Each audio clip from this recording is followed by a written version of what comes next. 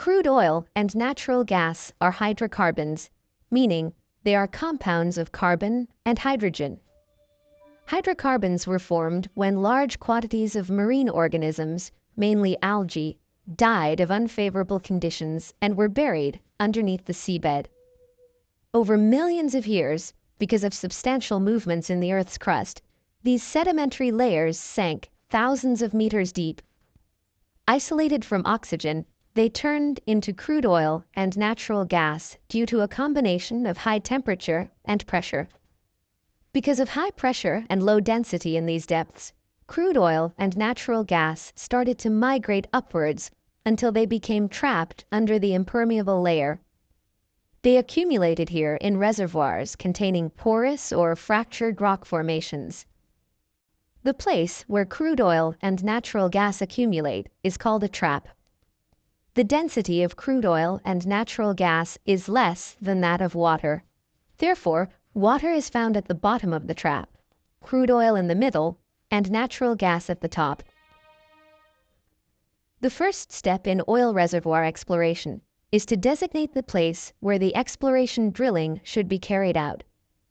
This is done with geographical mapping and geophysical measurements. The drilling rig is then set up to determine the actual properties and contents of the layers thousands of meters deep. Drilling rigs are heavy-duty cranes with pulley systems. They must be built high in order to be able to screw together the drilling jars in the borehole. Drilling fluid is pumped into the well through the mud hose to keep the drill bit cool, to carry cuttings to the surface, and to prevent the borehole from collapsing. After sufficient treatment, the drilling fluid, or mud, is recirculated in the system. Blowout preventers are installed on the wellhead to prevent outbreaks. This allows the well to be closed if necessary. Drill strings are rotated by engines on the surface. The drill bit found at the end of the drill string breaks up rock formations, allowing the string to penetrate deeper. Drilling is completed after the depth of the well is determined based on the information acquired. In order to determine the extent of the oil reservoir, it is necessary to carry out additional exploration drilling. The presumed dimensions of oil wells are calculated this way. If the exploitation of oil is deemed economical, an oil rig is installed over the boreholes and production can start. In the initial stage of production, the sheer pressure of the natural gas below is enough to push the oil to the surface.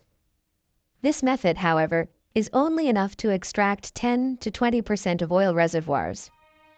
After the pressure decreases, nodding pumps or pump jacks are used to pump the oil to the surface. The pump jack is the piston pump of an oil rig. The piston pump is operated with a string of rods on the horse head. The piston pumps the oil to the surface.